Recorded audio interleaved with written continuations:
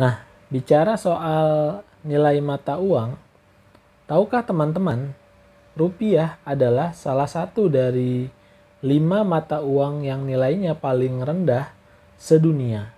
Namun demikian, ironisnya ya teman-teman, mata uang dolar Amerika Serikat sampai detik ini masih menjadi mata uang internasional, meskipun nilainya sudah tidak lagi sesuai dengan standar emas. Padahal ya teman-teman, kalau kita mau berpatokan pada nilai mata uang tertinggi atau mata uang paling mahal, dari 180 mata uang yang ada di dunia,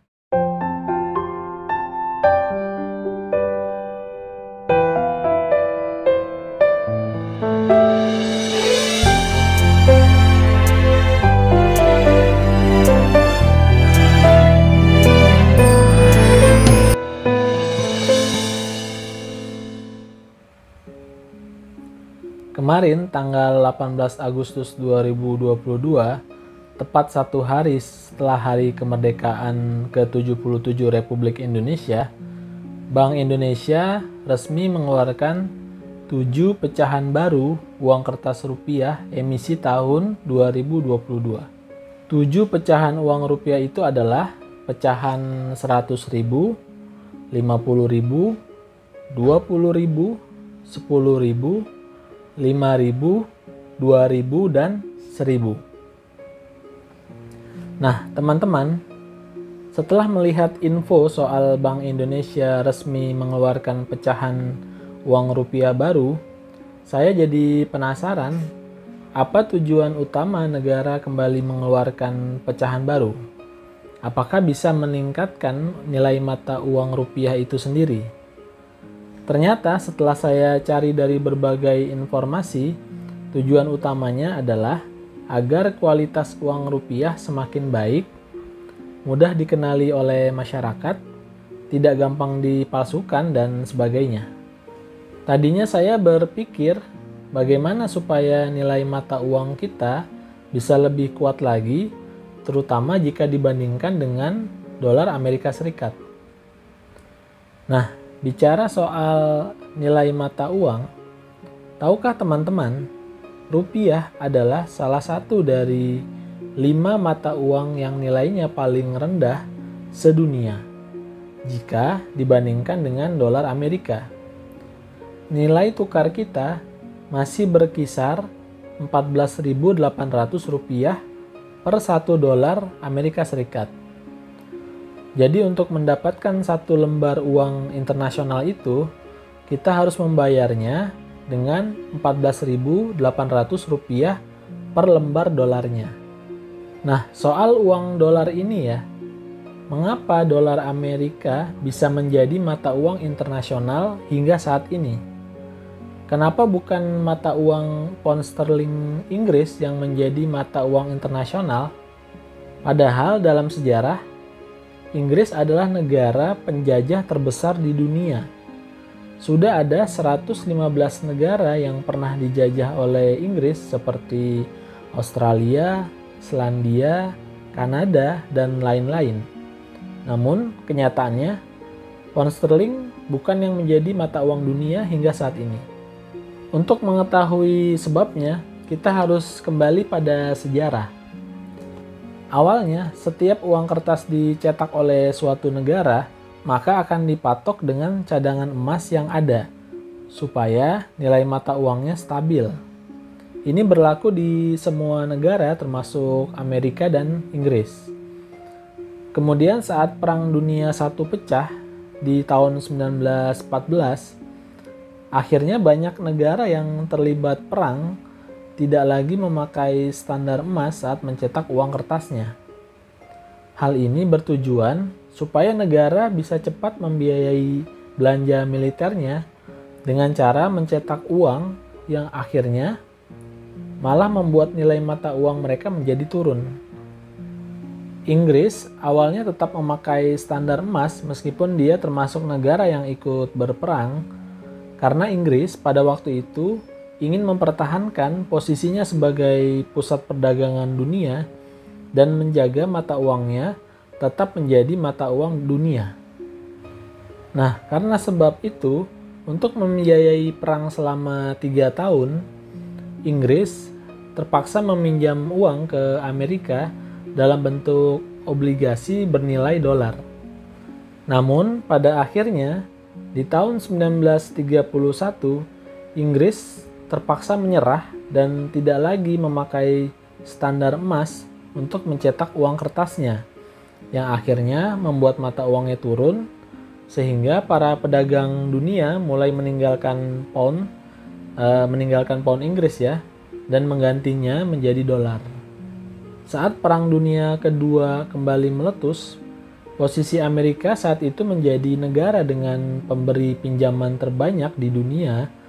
Amerika juga menjadi pemilik utama persediaan senjata dan barang yang sebagian besar dibayarkan dengan emas, sehingga Amerika adalah negara dengan cadangan emas terbesar pada waktu itu.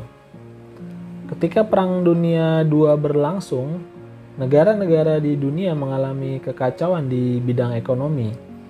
Nah, untuk mengatasi kesulitan ekonomi akibat Perang Dunia Kedua, diadakanlah sebuah konferensi pada tahun 1944 di sebuah hotel bernama Bretton Woods di Amerika Serikat.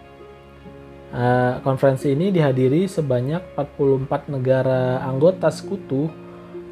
Mereka semuanya berunding dan duduk bersama di Bretton Woods. Akhirnya lahirlah apa yang disebut sebagai Kesepakatan Bretton Woods. Isi dari kesepakatan itu antara lain adalah setiap negara di dunia tidak lagi mematok nilai mata uangnya dengan standar emas. Akan tetapi, dipatok dengan nilai mata uang dolar Amerika Serikat, dan setiap mata uang dolar Amerika Serikat akan dipatok sesuai dengan standar emas. Karena Amerika dianggap sebagai negara yang paling berhak mematok mata uangnya dengan standar emas, karena mereka adalah negara dengan cadangan emas terbesar di dunia. Perjanjian Bretton Woods ini juga melahirkan apa yang kita kenal IMF, Bank Dunia, dan Organisasi Perdagangan Dunia. Namun, sistem Bretton Woods ini mengalami keruntuhan pada tahun 1971. Pada waktu itu, dunia sudah curiga bahwa cadangan emas milik Amerika tidak lagi sesuai dengan jumlah dolar yang beredar. Amerika dianggap melanggar perjanjian dengan mencetak dolar melebihi kapasitas emas yang mereka miliki, sehingga terjadi krisis kepercayaan dunia terhadap nilai dolar Amerika Serikat. Hal ini ditandai dengan penukaran besar-besaran negara-negara Eropa yang mulai menarik simpanan emas mereka dengan menukar dolar yang mereka punya. Negara pertama yang memulai adalah Perancis ya teman-teman. Perancis menukar 150 juta dolar Amerika dengan emas. Kemudian disusul oleh Spanyol yang menarik 60 juta dolar Amerika dengan emas. Karena sebab inilah praktis cadangan emas yang disimpan di Amerika menurun secara drastis. Pada akhirnya tanggal 15 Agustus 1971, secara sepihak, Amerika Serikat membatalkan perjanjian Bretton Woods melalui dekret Presiden Nixon yang isinya antara lain, dolar Amerika Serikat tidak lagi dijamin oleh emas. Namun demikian, ironisnya ya teman-teman, mata uang dolar Amerika Serikat sampai detik ini masih menjadi mata uang internasional meskipun nilainya sudah tidak lagi sesuai dengan standar emas. Padahal ya teman-teman, kalau kita mau berpatokan pada nilai mata uang tertinggi atau mata uang paling mahal, dari 180 mata uang yang ada di dunia dan diakui oleh PBB, dolar Amerika Serikat bukanlah mata uang tertinggi atau yang paling mahal. Karena dolar masuk di urutan ke-9 dari 10 dengan nilai mata uang tertinggi di dunia. Yang menjadi mata uang paling mahal di dunia nomor 1 adalah dinar Kuwait. Dengan nilainya 1 dinar Kuwait sama dengan 3,30 dolar Amerika Serikat. Disusul nomor 2 adalah dinar Bahrain. Nomor 3 rial Oman. Nomor 4 dinar Yordan. Nomor 5 pound sterling. Nomor 6 dolar Kepulauan Cayman. Yang ke-7 euro. Ke-8 Swiss franc. Yang ke-9 baru dolar Amerika Serikat. Sesuai dengan istilah the winner takes all, dolar Amerika tetap menjadi patokan mata uang internasional meskipun kemenangan mereka terjadi di masa lalu. Namun tetap pemenang mengambil semuanya.